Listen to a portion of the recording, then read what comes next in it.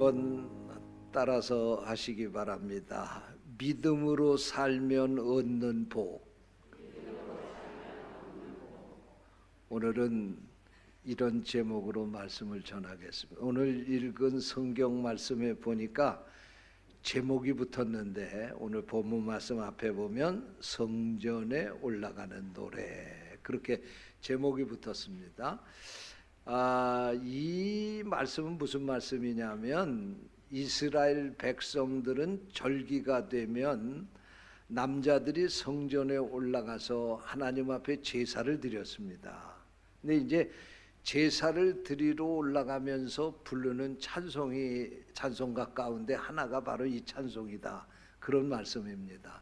이 찬송의 내용을 보게 되면 하나님께서 우리에게 이렇게 복된 가정을 주셨다고 하는 것을 고백을 하면서, 그들이 하나님이 이제 앞으로도 우리 가정을 이렇게 축복해 주시기를 바랍니다, 그런 소망을 담아서 부른 찬송이 오늘 읽은 본문 말씀입니다. 그러면서 오늘 본문 1절 말씀에 보니까 여호와를 경외하며, 이 말씀으로 시작을 하고 있는데, 이 여호와를 경외한다 하는 이 말은 히브리어로 예레라고 하는 단어를 썼는데, 이 말씀을 우리는 경외라고 번역한 성경을 읽고 있습니다. 경외라고 하는 말은 공경할 경자 두려울 외자입니다. 그러니까 직역을 하게 되면 두려운 마음으로 공경한다, 그런 뜻입니다. 한문의 뜻이죠.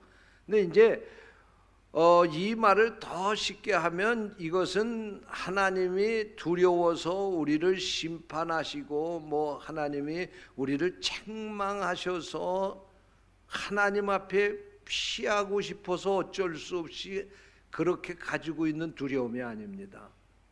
여기 이 두려움은, 하나님은 온 인류를 창조하시고 온 세상을 창조하시고 그리고 인류를 창조하시고, 또 그 하나님은 우리의 인간의 생사화복을 주장하시는 분이에요. 그러니까 우리 인간이 하나님을 볼 때 감히 하나님을 쳐다볼 수도 없어요.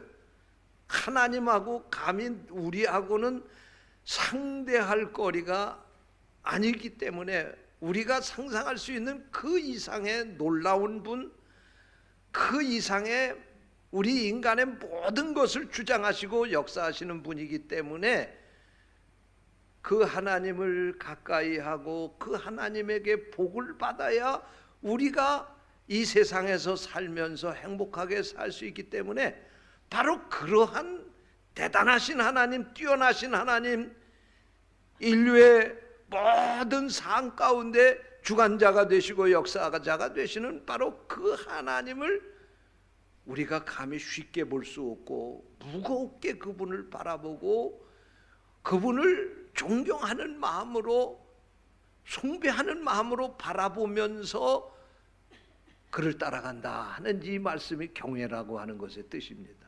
할렐루야. 이렇게 하나님을 경외하면서 살게 되면 하나님께서 우리에게 복을 주시는데, 여기 말씀에 보니까 하나님이 이러이러한 복을 주시겠다, 그렇게 말씀을 하고 있습니다. 바라기는 이 말씀이 오늘 우리들에게 주시는 살아있는 하나님의 말씀으로 들을 수 있게 되시기를 축원합니다. 이 말씀을 쉽게 말씀을 드리면, 너희가 이렇게 하나님을 잘 공경하고 그 하나님의 말씀을 따라서 살면 하나님이 이런 복을 주시겠다, 그런 말씀입니다. 그러면 하나님이 어떤 복을 주신다고 하셨는가? 첫째로 따라서 하시기 바랍니다. 내 손이 수고한 대로 먹을 것이라. 할렐루야. 오늘 2절 말씀에 보니까 내 손이 수고한 대로 먹을 것이라, 그렇게 말씀. 하나님 잘 믿고 믿음 안에서 살면 하나님께서 내 손이 수고한 대로 먹을 것이라. 이 복을 주시겠다는 거예요. 여러분, 우리가 이 말씀을 보게 될 때 그게 무슨 복이야 그렇게 생각할 수 있을 거예요. 그러나 그렇지 않습니다. 여러분, 내 손으로 수고하지 않고 먹고 사는 사람 많이 있어요. 어떤 사람이 그렇게 사는 줄 알아요? 옛날에 그런 사람을 갖다가 어른들이 말하기를 저런 불안당 같은 놈, 그렇게 욕을 하더라고요. 난 그 불안당이라고 하는 말이 뭔지 몰랐어요. 어렸을 때는 뭐 한문을 몰랐으니까. 근데 그 말이 보니까 한문이더라고요. 한문. 불자는 아니 불자, 한자는 땀 한자. 그러니까 땀 안 흘리고 먹고 살려고 하는 놈은 불안당이다 그런 얘기요. 예? 땀 안 흘리고 먹고 사는 걸 불안당이라고 그러는 거예요. 근데 여러분, 땀 안 흘리고 먹고 살려면 어떻게 해야 되느냐? 방법이 세 가지가 있어요.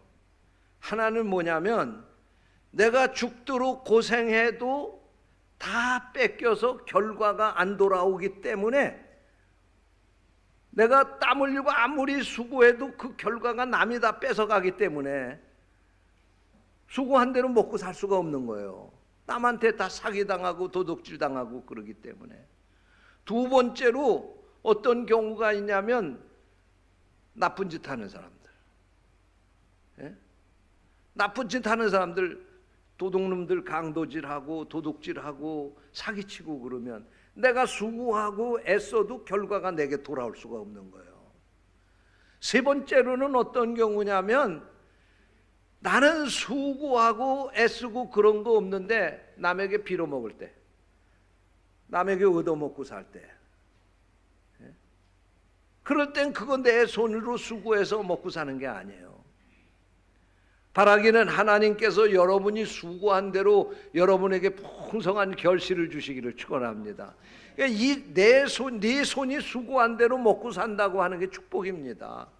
여러분, 그런데 내가 수고한 거, 내가 애쓴 거, 그게 내게 다 돌아오는 게 쉽지 않다는 거예요.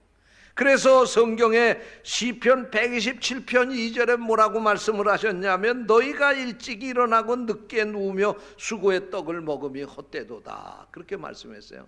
이 앞에 말씀해 보면 여호와께서 너희들을 도와주시지 아니하면 너희가 꼭두 새벽에 일어나서 열심히 일하고 수고하고 애쓴다 할지라도 너희들의 수고가 헛될 것이다, 그런 말씀이에요.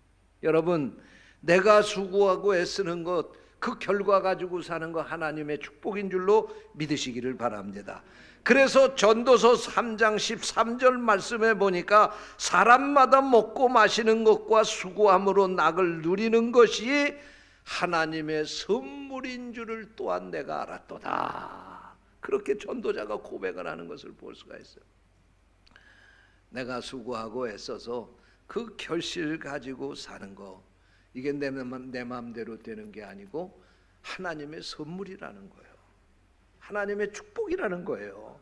오늘 여러분에게 하나님이 이런 축복을 주시기를 축원합니다.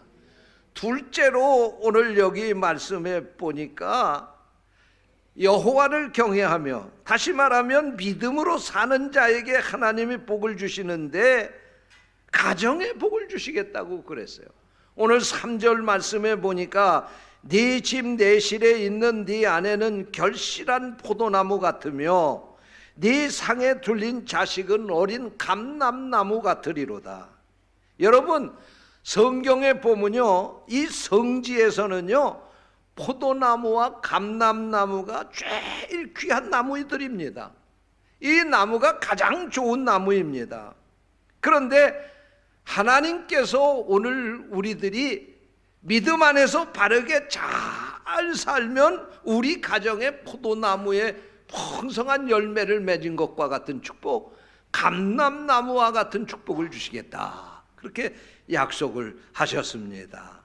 그러면 더 구체적으로 말씀을 드리면 하나님께서 네 집 내 실에 있는 아내는 결실한 포도나무와 같이 될 것이다, 그렇게 축복을 주신다는 거예요. 여기 이 포도나무는 관상용도 아니고 땔감이나 제목으로 쓸 수 있는 나무도 아닙니다. 이 포도는 오직 열매를 위해서 심는 나무인 것입니다. 이 포도의 열매는 기쁨과 즐거움의 상징인 것입니다. 포도의 열매를 만든 포도주는 기쁨을 주고 건강을 주는 음료가 되는 것입니다. 포도송이가 풍성하게 달린 이 결실한 포도나무는 그러므로 바라보기만 해도 사랑스럽고 기쁘고 풍요로운 것입니다. 내 집 내실에 있는 네 아내가 결실한 포도나무 같다고 하는 말씀이 무슨 말씀입니까? 네가 믿음 안에서 살면 네 가정에서 너를 기다리는 그 아내는 참으로 사랑스러운 것이요 네게 기쁨을 주는 존재가 된다는 말씀입니다. 네 아내가 살림하는 그 살림이 풍요롭게 될 것이라는 말씀입니다. 오늘 여러분의 가정이 이런 가정이 되시기를 축원합니다. 네 아내는 결실한 포도나무 같다고 하는 이 말씀은 부부 금실을 말하는 것입니다. 부부가 금실 좋게 서로 사랑하며 행복하게 살 수 있게 된다는 말씀입니다. 늘 남편의 눈에 아내가 보이기를 결실한 포도나무처럼 그렇게 아름답게 보여지면 자동적으로 그 부부는 행복하게 살 수 있는 것이죠. 근데 우리 가정에 왜 문제가 생깁니까? 아내들을 보는데 결실한 포도나무처럼 남편의 눈에 보이는 게 아니라 가시나무처럼 찔리는 가시덤불같이 보이기 때문에 문제가 생기는 거예요. 남편의 눈에 평생토록 결실한 포도나무처럼 아름답게 아내가 보여질 수 있게 되시기를 축원합니다. 신앙생활 잘하는 가정에 주는 축복입니다. 두 번째로 여기 하나님이 우리 가정에 복을 주시는데 네 상에 둘린 자식은 어린 감람나무 같으리로다 그렇게 말씀했어요.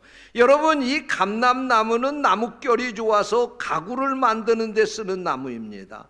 이 감람나무는 열매를 짜가지고 기름을 만드는데 그게 바로 올리브유입니다. 올리브 기름입니다.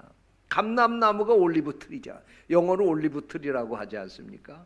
그러니까 이 올리브 기름은요, 성전에서 성소에 등불을 밝히는 데 쓰고 가정에서도 등불을 켜는 데 썼습니다. 오늘날과 같이 전기가 있는 세상에서는 그게 별로 중요한 것 같이 안 보일 수 있을지 모르지만 당시에 전기가 없었던 그 시대에 이 감람유는 그 가정에 꼭 필요한 살림 재료였습니다. 바로 그런 기름이었어요. 뿐만 아니라 이 감람나무에서 짠 이 올리브유는 왕과 제사장을 기름 부어서 세우게 되는데 바로 그 붓는 기름이 바로 이 올리브유였습니다. 뿐만 아니라 이 올리브유는 음식을 만들 때에 쓰는 기름입니다. 뿐만 아니라 의약품으로 쓰고 여자들 화장품으로 만들어서 씁니다. 머리에다 바르게 될 때에도 이 올리브 기름을 바르는 것입니다. 뿐만 아니라 이 감람나무 잎은 상처를 치료하는데 아주 좋은 그런 약품이 되고, 뿐만 아니라 사람이 몸에 진통을 느끼게 될 때 그것을 진정시키는 진통제로 그렇게 사용되는 약재였다고 합니다. 그러니까 이 감람나무는 뿌리부터 잎사귀까지 하나도 버릴 것이 없다는 말씀입니다. 여러분, 믿음 안에 사는 가정에 주신 우리의 자녀들이 감람나무와 같다고 하는 이 말씀은 너희 가정에서 자라는 그 자녀들이 장차 자라서 감람나무처럼 이 세상에 소중하게 쓰여지는 존재가 될 것이다, 그런 말씀입니다. 자녀들을 하나님 앞에 귀하게 쓰임받고 세상에서 귀하게 쓰임받는 훌륭한 제목으로 키워내는 가정의 복을 주시겠다는 말씀입니다. 오늘 여러분의 가정의 신앙생활 잘 하셔서 이런 축복을 받으시기를 축원합니다. 우리 가정에는 세 기둥이 있는데요, 하나는 남편의 기둥, 두 번째로는 아내의 기둥, 세 번째로는 자식의 기둥입니다. 이 세 기둥 가운데 하나만 잘못돼도 그 가정은 절대로 행복할 수가 없습니다. 아내와 남편의 기둥이 든든하게 받쳐주고 또 자식들이 잘 자라게 될 때 그 가정의 행복이 계속해서 이어지게 되는 것입니다. 오늘 여러분이 예수 잘 믿으셔서 이런 축복을 받으시기를 축원합니다. 기도하겠습니다. 하나님 감사합니다. 오늘 우리에게 귀한 말씀을 주시고 말씀을 통해서 하나님을 잘 믿고 믿음 안에 살면 하나님이 어떤 축복을 주시는지를 우리에게 말씀하신 것을 들었습니다. 오늘 이 말씀이 우리 가정에 주신 말씀이 되게 해 주옵시고 우리 가정이 받는 축복이 되게 하여 주옵소서. 주님의 이름으로 간절히 기도하옵나이다.